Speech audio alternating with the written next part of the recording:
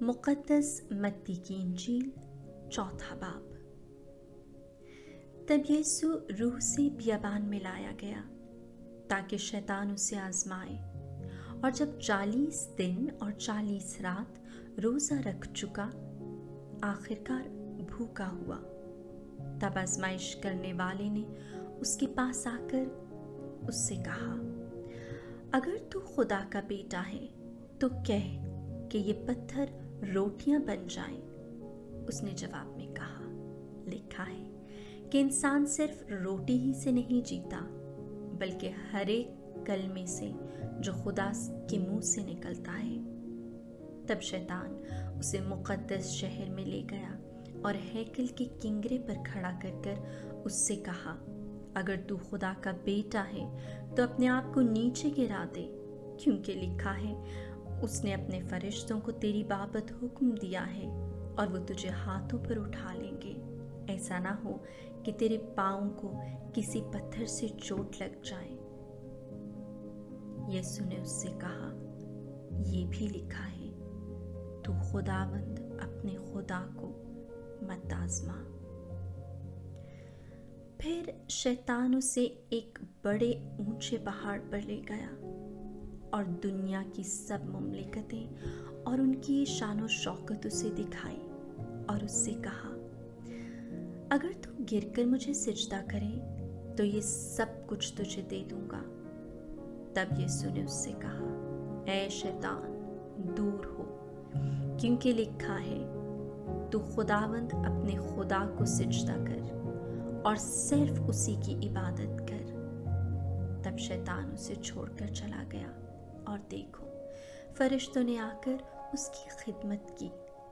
जब यीशु ने सुना कि यूहन्ना गिरफ्तार हुआ तो जलील को गया और नासरत को छोड़कर कफरनहूम में जा बसा, जो झील के किनारे ज़ुबलून और नफ्ताली की सरहदों में है, ताकि जो यशायाह नबी की मार्फत कहा गया था वो पूरा हो।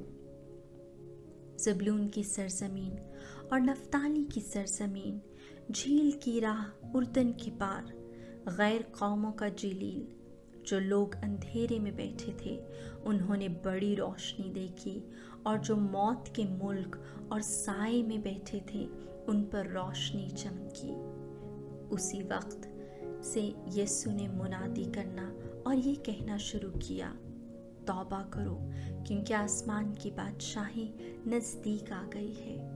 और जब यीशु जलील की झील के किनारे फिर रहा था तो उसने 2 भाइयों, शमाउन को जो पतरस कहलाता है और उसके भाई इंद्रियास को झील में जाल डालते देखा, क्योंकि वो माहीगीर थे, और उनसे कहा, मेरे पीछे चले आओ कि मैं तुम्हें आदमगीर बनाऊंगा।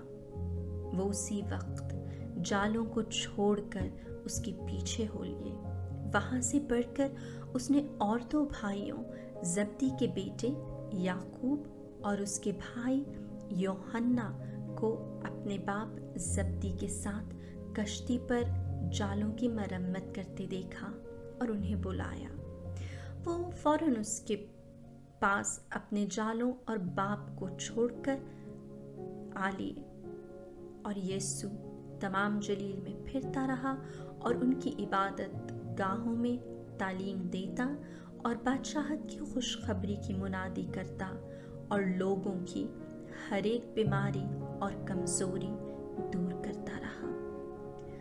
और उसकी शोहरत तमाम सूरिया में फैल गई, और लोग सब बीमारों को, जो तरह तरह की बीमारियों और तकलीफ़ों में गिरफ्तार थे, और आसेब ज़दों और मसरूओं और मफलूजों को उसके पास लाए, और उसने उन्हें अच्छा किया। और जलील और दिकापोलिस और यरूशलेम और यहूदिया और उर्दन के पार से बड़ा हजूम उसके पीछे हो लिया।